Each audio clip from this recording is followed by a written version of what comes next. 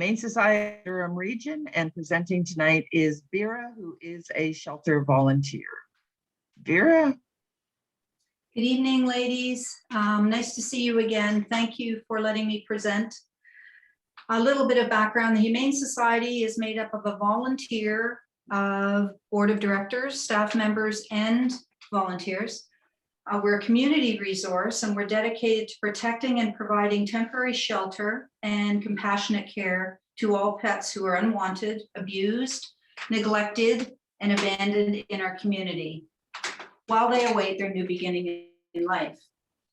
It is a nonprofit organization serving all of Durham region, and we rely solely on donations from supporters in order to provide care and temporary home for the animals. We do not receive any government funding whatsoever.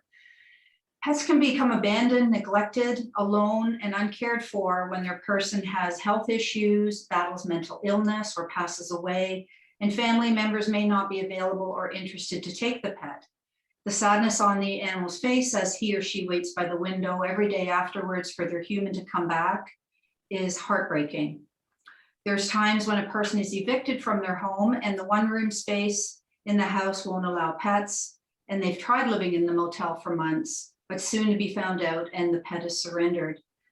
Becoming homeless is becoming more common, and the living in the car with the dog for many months until it's not possible. There's nothing more heart-wrenching than to watch the anguish of a person surrendering their best friend to the shelter. And there's times when the dog isn't wanted anymore. It's not a puppy, it's older, and now they want to bring the older dog in to get a newer one. Domestic abuse often includes pets as the victims. Pets are intentionally injured in front of the vulnerable to demonstrate fear and control, and many times the vulnerable one will not leave because they don't have a safe place, and they will stay until their pet is safe as well. Most animals that come to the shelter need care, immediate care. They need to be spayed and neutered. They need to be protected. They often might need protective custody.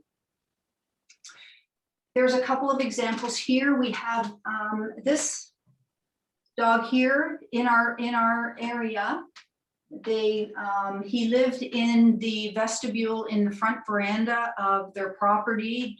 Food was just thrown to him. We believe that he was always collared and leashed because he wouldn't let us near his neck. Here they are. He was so matted with all his fur and feces, they didn't know whether he was male or female until they were close to his penis with the clippers, and then they found out what his gender was.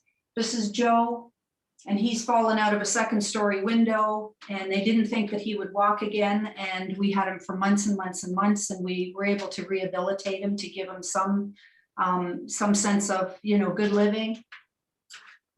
This is Goldie, and you can see she's quite uncared for, and she ended up being a lovely dog and found a home for adoption. And if you can see over here, this is who this is here. So we were able to help him, save him. And this happens in our community. There's nothing that he did that he could deserve to live like this. This is what happens. People often are so cruel, and we find them and they come to us and we're called in for a rescue, and they're a senior dog and the people don't want them. And the animal has done nothing to deserve that.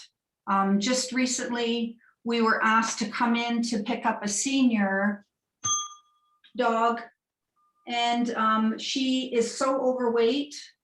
She has sores, open sores, and lumps and bumps all over her body.